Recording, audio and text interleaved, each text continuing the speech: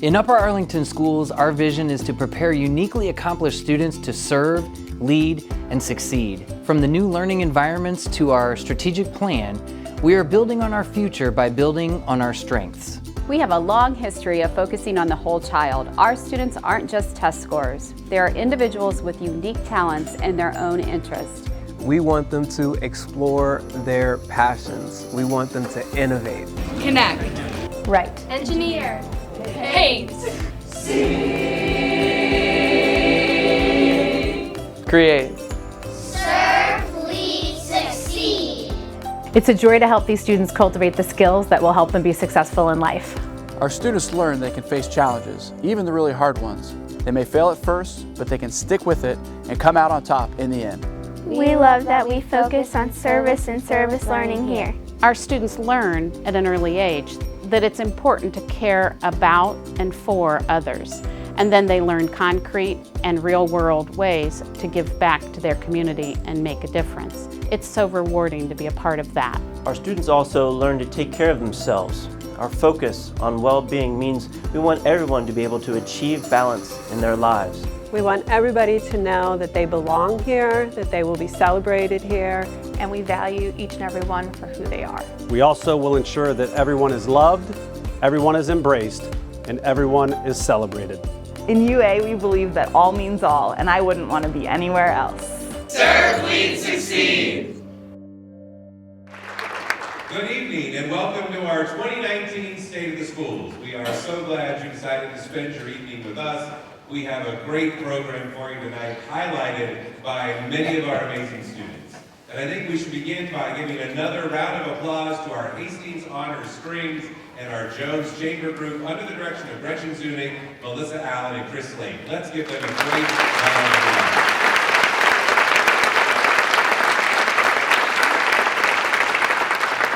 For all the parents who are with us tonight who have a child who is performing on the main stage over the next 30 to 40 minutes, you'll be able to pick up your children immediately following our time in here in the room where you dropped them off. And so at this time, I am very happy to introduce the President of our Board of Education, Stacey Royer.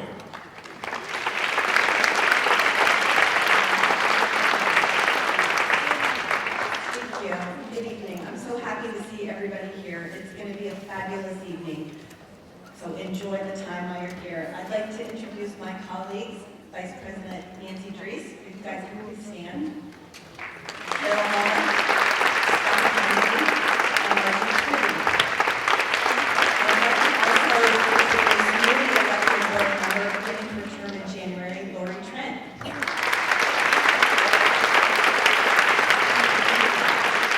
I'd also like to recognize other community leaders from the City of Upper Arlington, the Public Library, the Education Foundation, our Legacy Steering Committee leaders, state leaders. So if you're here, if you could please stand and be recognized.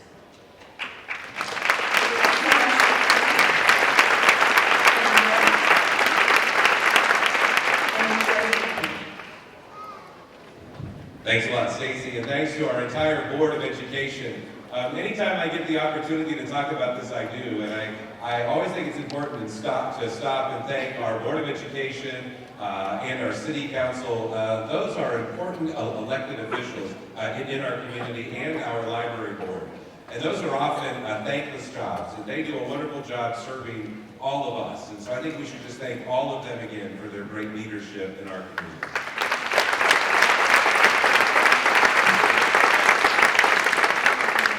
We are very, very excited about tonight. We are so excited about all of the great things going on in our schools.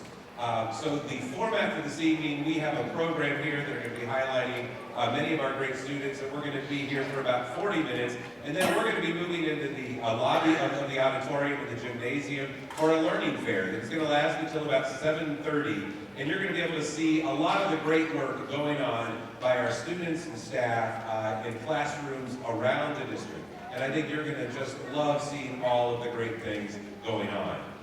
There's another exciting opportunity in the lobby. There is a painted white steel beam that we're asking everyone to sign, and that is going to be installed in our new high school soon. And so you have the opportunity to be a part of history and have your name permanently a part of that building in a very appropriate way. So we would ask you to stop by the white beam in the lobby and sign that. And so as we begin the evening, we are going to be talking to you a lot about our strategic plan that has been collaboratively developed by our students, our staff, and our community. And I think it's always important to note that this plan is really firmly rooted in our mission to challenge and support every student every step of the way, our vision of uniquely accomplished students who are prepared to serve, lead, and succeed, and our values, which are start with heart and strengthen team and contagious drive. These things are very, very important to us, and they do form the foundation of our strategic plan. And it is a plan that both builds on our strengths and also takes the opportunities to identify areas for growth. And so we are going to begin this evening by learning about our first goal area, which is whole learning. Let's watch together.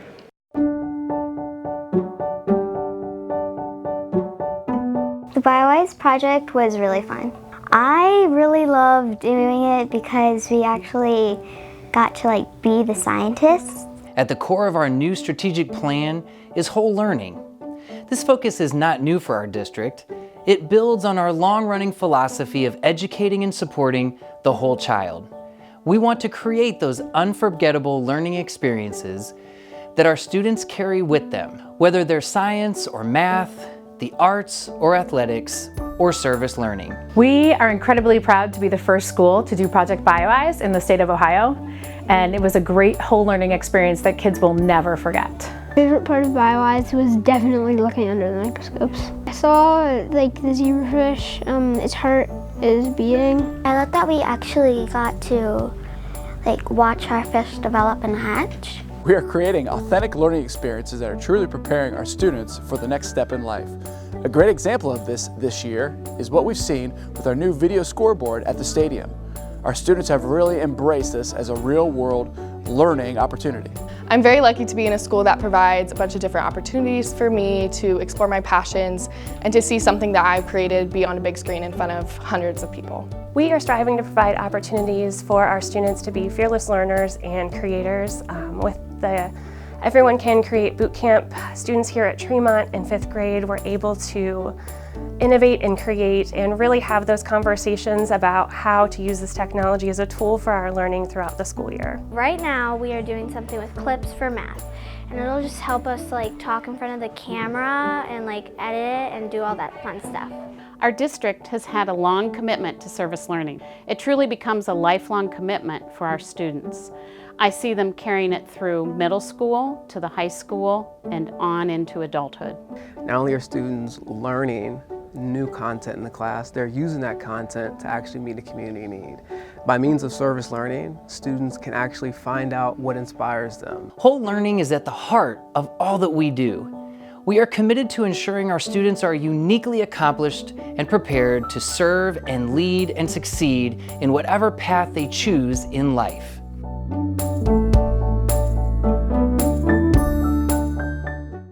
As a school district, we're really excited about this goal area. And in our community, we have had a decades-long history of focusing on the whole child. And if you've lived in our community for a long time, you might think, well, is there any other way to actually do that? And the answer is unfortunately yes. We actually live in a time where more and more schools are devoting resources to fund only things that prepare students for standardized tests. And I am proud to serve in a school district and in a community where we have resisted that and we have maintained our focus on the whole child, because we know that's what's best for each and every one of our kids.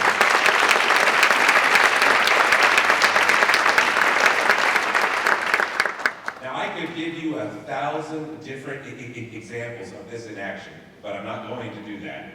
But I thought better than telling you, I would show you. And so I am really excited to introduce over 50 members of the cast for our annual Jones of Fall Pro. And this year it was Mary Poppins Jr., and it was an amazing show. And so they are going to join us now on stage under the direction of Sarah Santilli and Katie Whiting, and they're going to perform the amazing song, the timeless song, Supercalifragilisticexpialidocious. Let's welcome our Jones students.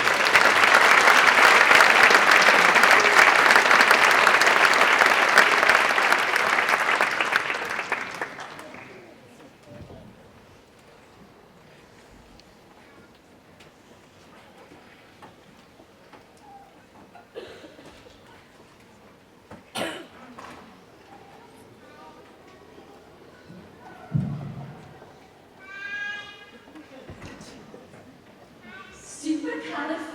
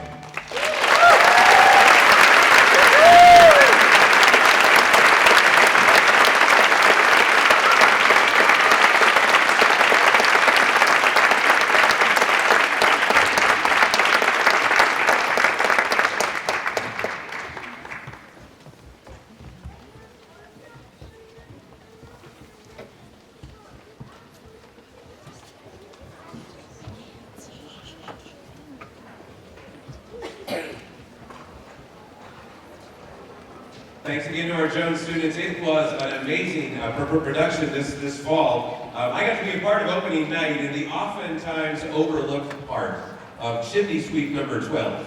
And it was great fun to be on stage with the kids for a brief moment and embarrass myself. But just a great example of really focusing on the whole child, and we are so proud of them. One of the things that we learned from Mary Poppins is sometimes a spoonful of sugar helps the medicine go down, and I'm always up for that.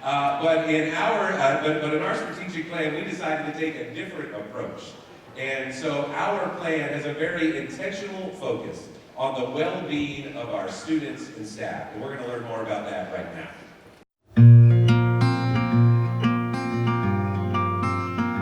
A year ago, we started a student group called Ambassadors of Change. We started it because we were so inspired by the diversity, equity, and inclusion work that we were doing as a staff at the high school. Last year, our initial Ambassadors of Change group was just a group of 30 students.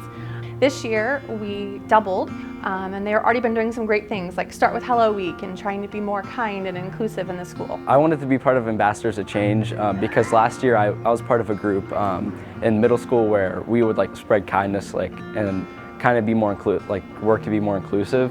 And I just wanted to continue that into high school because I thought that message was very important. And when we did Start with Hello Week, we saw more people greeting each other and having a really good time and just coming together as a school than we ever had. We believe well-being is critical to fostering a safe and inclusive learning environment where our students and staff can thrive. In our new strategic plan, we have committed to the well-being of both our students and staff, and we'll spend the next few years focusing on two fundamental aspects of well-being: belonging and balance. Our goal is to have students entering their new building feeling welcomed and embraced by the new school community. While the mentor program has been around for many years, it is more important now than ever before. It is certainly a game changer for these students. I think the mentoring program really helps with the sixth graders especially to become more comfortable. I think they've become more confident in the fact that they can trust us and they can ask us for help if they need it. It's important that we continue to build these relationships throughout the school year and across grade levels. Our weekly advisories are helping make sure that we get to know each other and we're connecting with each other on a personal level each week. Our advisory groups are very similar to the family groups you see at the elementary level. The purpose of these groups is very simple. We need to continue to build and strengthen student and staff relationships throughout our buildings. A very important part of our commitment to well-being and belonging is our focus on diversity, equity, and inclusion. We are committed to challenging and supporting every student every step of the way. In UA, all means all. Every student here has a voice and a story that's to be told, and we really need to take the time to get to know each student so that they feel comfortable sharing their stories with us.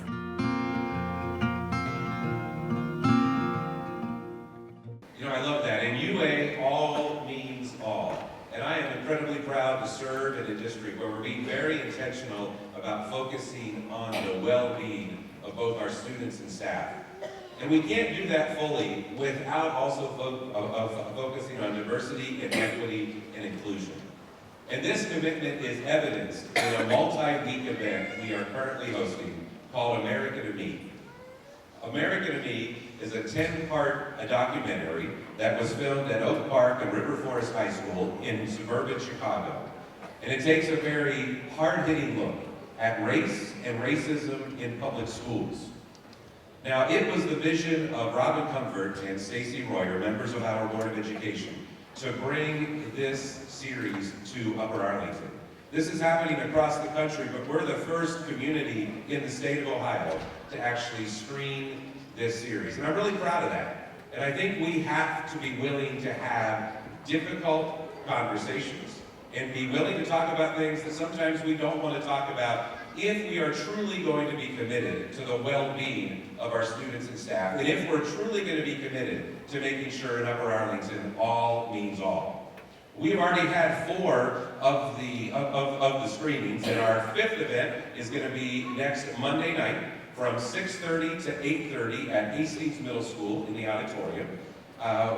So we would invite you to come and join us. We will screen episode 5 from 6:30 to 7:30, and then we will have a facilitated dialogue from 7:30 to 8:30. And then we will be screening episodes 6 through 10 in January and in February. Again, this is a very important part of our commitment to diversity, equity, and inclusion. And now I'm really excited to welcome our next group of students to the stage. It is now time to welcome the incomparable, the famous, the world-renowned Golden Star Choir from Wycliffe Progressive School. Let's give them a round of applause.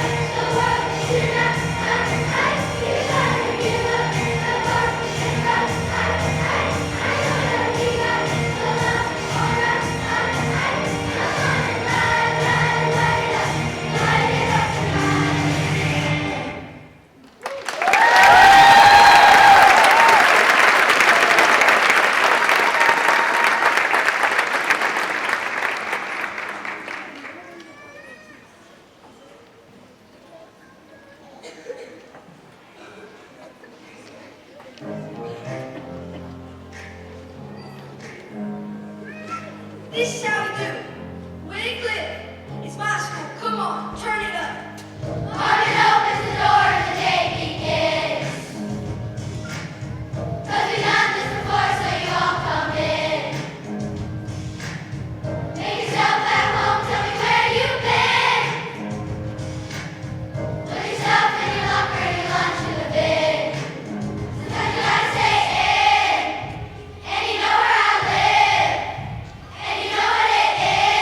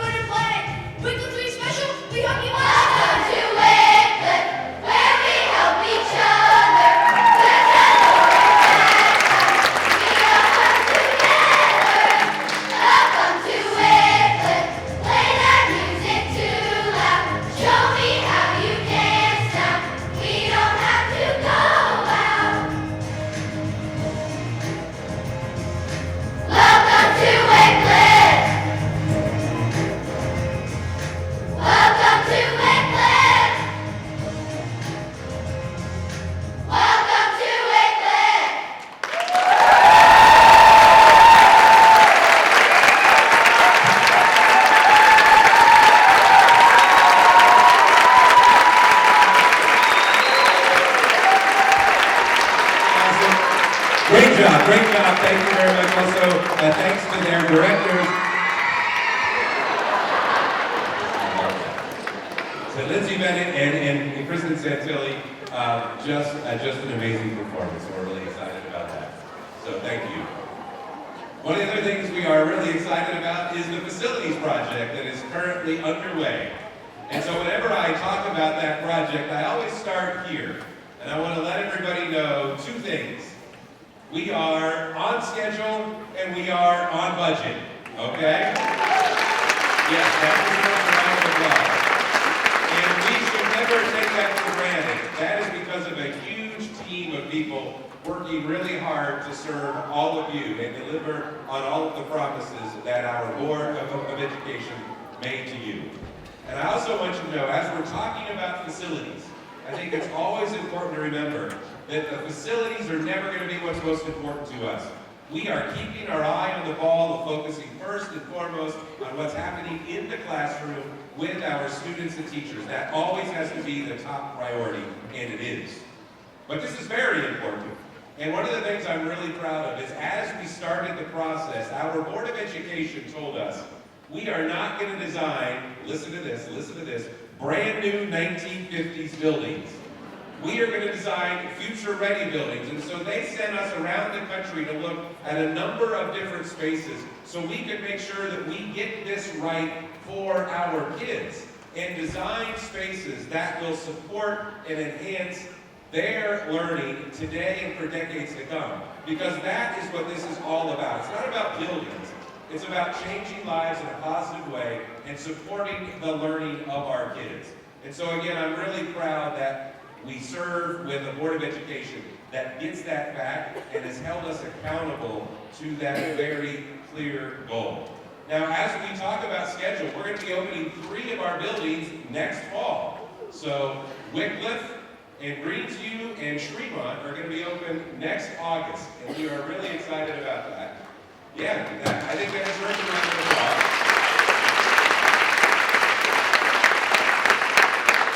The following August, we're going to be opening the high school and Windermere and Barrington.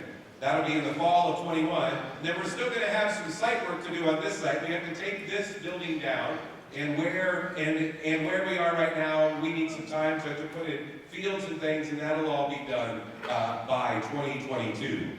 The other thing that is happening as a part of this project, we had a financial advisory board made up of leaders of our community, and they actually recommended that we raise private monies to help offset the cost of this project for our taxpayers.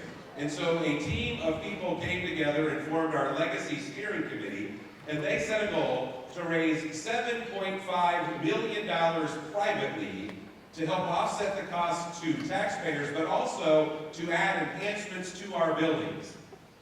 Now, when that goal was set, I will tell you, I was thinking, $7.5 million? Is that really possible? I want to tell you that as we sit here tonight, we have raised over $6 million.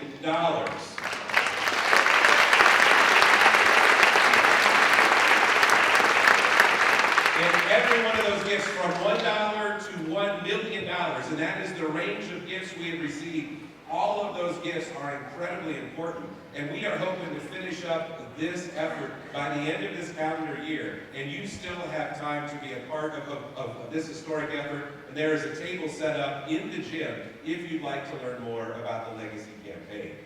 Now, one of the other things you may have heard of is the fact that on the site we are on right now, there was the Pleasant Litchford Family Cemetery on this site. And when this building was built in the mid-50s, that cemetery was moved.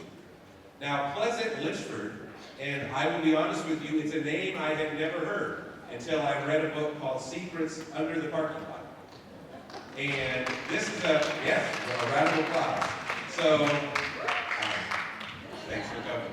So, Pleasant Litchford was a former slave from the state of Virginia who settled here and became a very successful blacksmith and was one of the major landowners in what is now UA. And he owned the land that we are on now, and the land that Northern Park is on, and the land that St. Agatha is on, and the land in Tremont. And he was an amazing leader. But you know what? He not a person that we've ever talked about as we teach UA history in our schools. And we realize through this that as we teach the history of Upper Arlington, we have to make sure that we teach the entire history of UA. And so,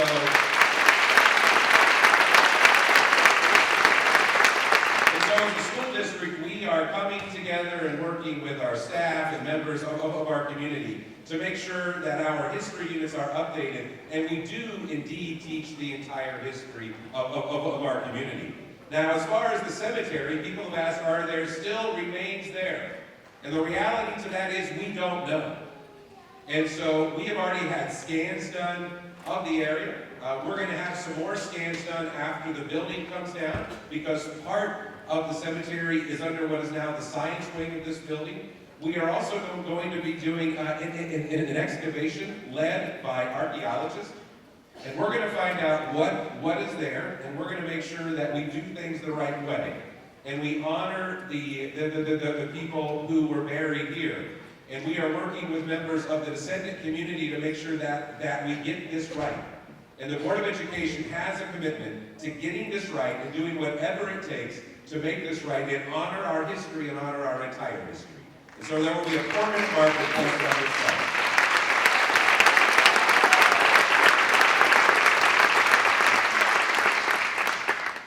So one of the other things we've been talking a lot about as we plan for our facilities is the fact that we are one of the fastest growing school districts in the state of Ohio. And that enrollment growth was one of the driving forces behind the need for our new buildings. And our new buildings are being built to handle all of this growth. But it is important to understand the growth that is here, that is coming, and so we're going to learn a little bit more about that growth right now.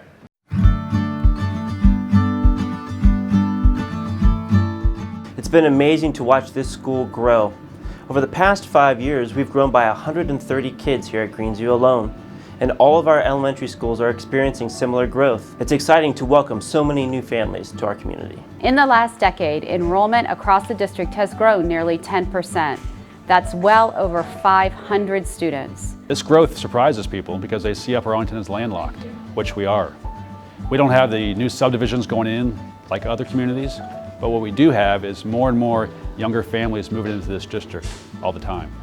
We couldn't have been happier to land here in Upper Arlington and have just been overwhelmed with how warmly we were welcomed and so incredibly impressed by the schools and what the teachers and administration have done for our kids coming in as new students and how they are learning in the school system, not just academically, but they're also learning to be good people. We anticipate our district will grow even more rapidly in the next 10 years.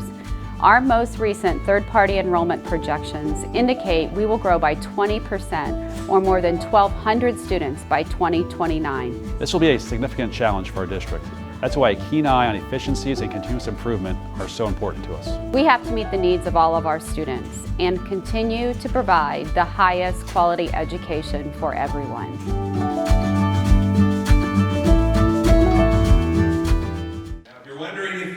If you heard that right, you did. We're looking at 20% growth over the next decade, which is about 1,200 students. And I want to put that into context for you.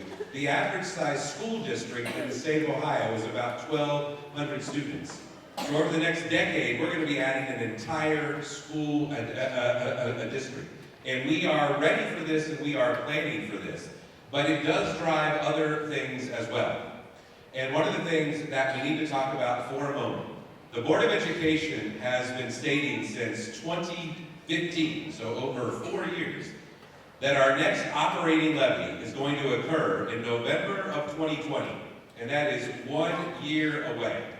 And I want to talk a little bit about why that is and how those work. The funding of schools in our state is counterintuitive to say the least. And so school districts like us have to come back to the ballot every few years for a brand new, continuing operating levy.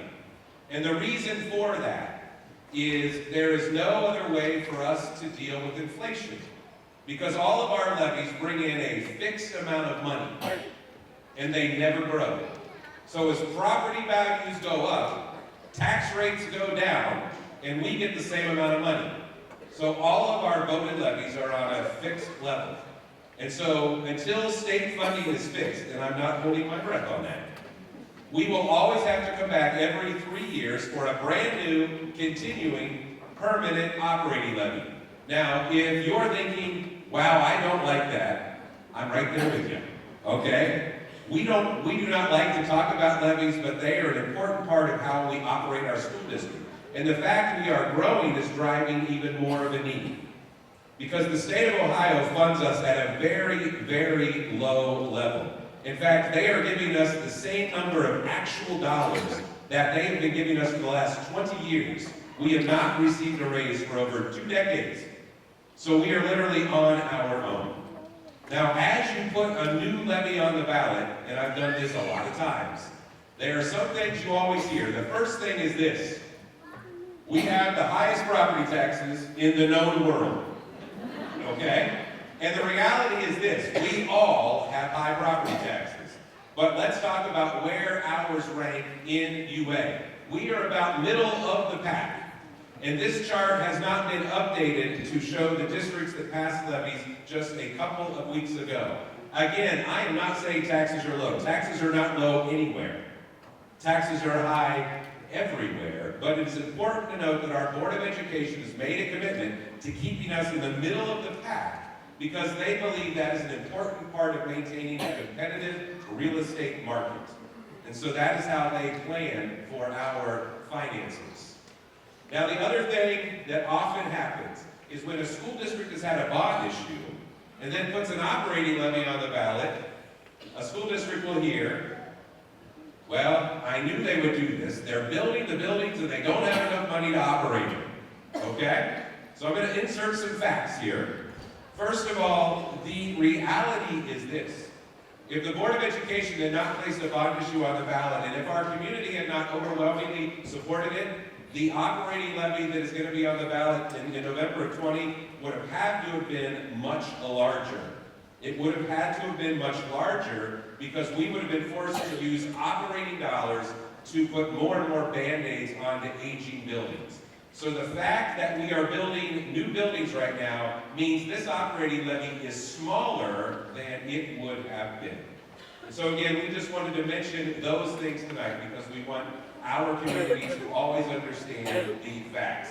And we're going to be talking more about this over the coming year. And as always, if you have any questions about any of these things, you can reach out to our Treasurer and CFO, Andy Geisfeld, or to myself, or any member of our Board of Education, and we would be happy to talk to you about it. And so now we're going to transition into the part of the evening that I think is just incredibly important. A number of years ago, our Board of Education started a new award, the Dr. Bob Arkin Service and Leadership Award. Dr. Arkin was a 12-year member of our Board of Education. He was an amazing leader in our community. He was the supreme advocate for our students, for our staff, and for public education. And we lost him after a battle with cancer, and we miss him every day. But I know he would be incredibly happy tonight to know that the award being given in his name is being given to two amazing leaders in our community, Robin Comfort and Joni Duggar.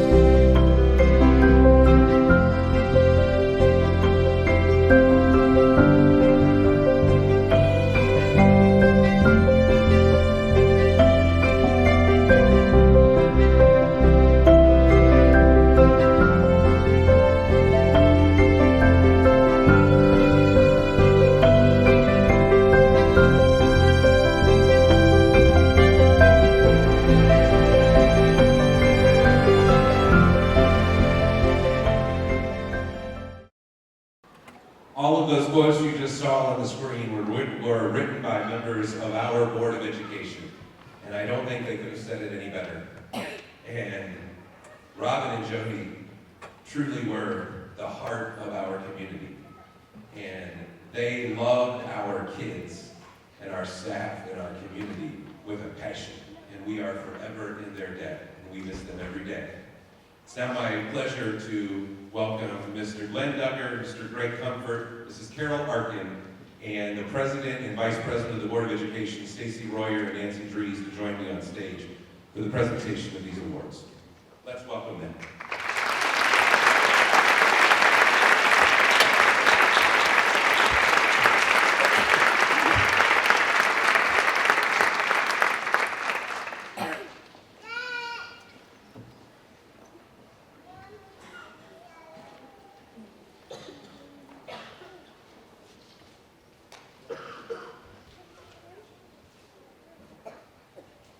So thrilled that everyone could be here with us tonight, and we're going to begin with the presentation of the Dr. Bob Arkin Award in memory of Jody Duggar, and Nancy Dries, our Vice President of our board, is going to present that to Glenn. Nancy.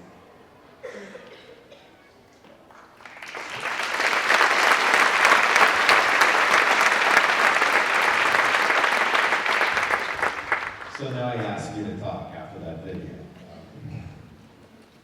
I wish I had half the composure of the kids singing Mary Poppins. Jody loved the schools, and she loved working with Robin. I think as Jody and Robin, over the years, there probably wasn't much that passed through the Upper Arlington school decision-making process that didn't have their fingers that prints on it in some way, shape, or form.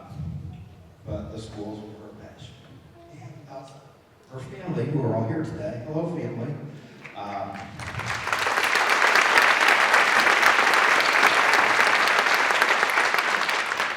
There was nothing about that she felt more passionate about than Arlington schools. So, thank you so much. This is a tremendous honor. Really, it is. There is no higher honor for her. Thank you.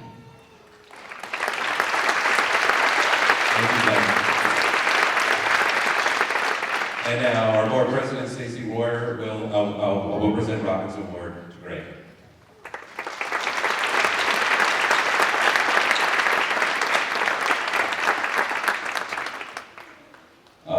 Like Glenn, it's not so easy after watching the video, but I do want to say Robin served on the board with Bob Arkin, and she loved Bob.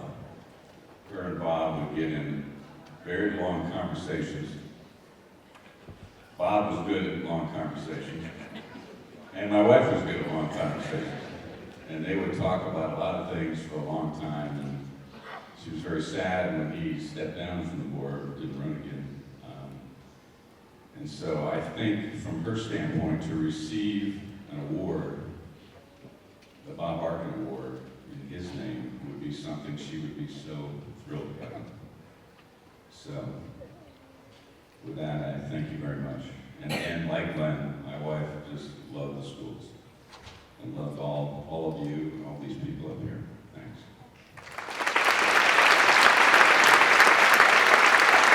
We're going to come together for a picture. Who's taking the picture, Karen?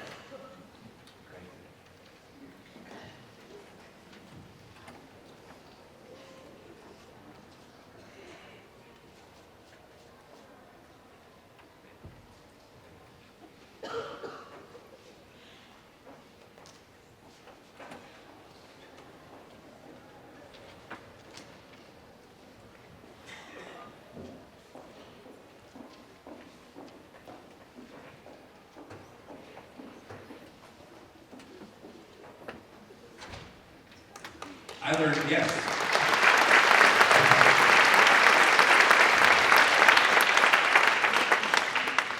I learned a lot from Bob, and I learned a lot from Robin, and I learned a lot from Jody. And one of the things I know most about all of them is they were incredibly proud to be Golden Bears.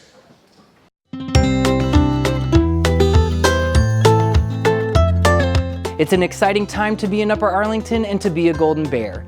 We are building our future and looking forward to our next century of educating the students of Upper Arlington. There have been like a lot of changes and opportunities. We get to see like the start of a new high school and everything, and it's kind of sad that we won't get to experience it, but I'm really excited for the opportunities here for me now and the future of UA. We are uniquely accomplished. We are prepared to serve, lead, and succeed.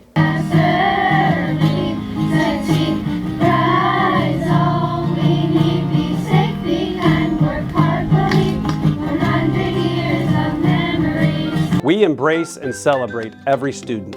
In Upper Arlington, all means all. We are building our future. There are so many good things to come for Upper Arlington schools. It is truly a great time to be a Golden Bear. We are proud to be Golden Bears. We're proud to be Golden Bears. I've been a Golden Bear all my life. I said, let's stay one.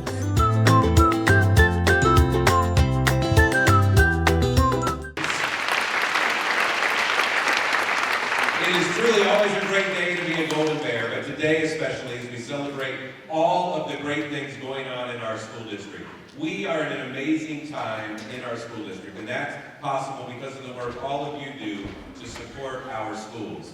And so now we're going to adjourn to our learning fair, which is in the auditorium lobby and the gymnasium. There are 3 more performances as well. So thanks again for coming tonight. Have a great evening, and as always, go Bears!